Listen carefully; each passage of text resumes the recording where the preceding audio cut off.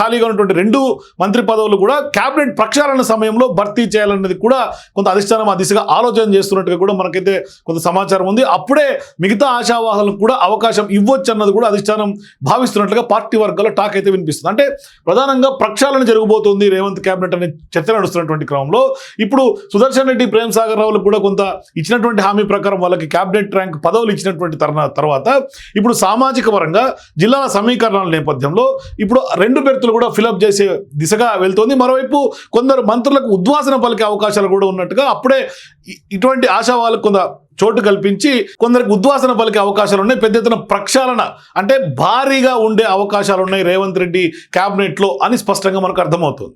కానీ ఇప్పుడు వీళ్ళందరికీ కూడా మంత్రి పదవులు ఇవ్వడం కష్టం అనేది కూడా కొంత అభిప్రాయం వినిపిస్తుంది. అంటే ఇతర పదవులు తీసుకొని కొంత సంతృప్తి చెందాలని కూడా అధిష్టానం కొంతమందికి సంకేతాలు ఇచ్చినట్టు కూడా కనిపిస్తుంది. ఏ విషయంలో? ఒకటి ప్రేమ్ సాగర్, సుదర్శన్ రెడ్డి విషయంలో చూసిన తర్వాత ఇప్పుడు మిగతా నాయకులను కూడా ఏమన్నా ఇతరత్ర పదవులు ఇచ్చేమన్నా కొంత సంతృప్తి పరిచే అవకాశాలు ఉన్నాయా అన్నది కూడా కొంత తెలియాల్సినటువంటి అవసరం ఉంది.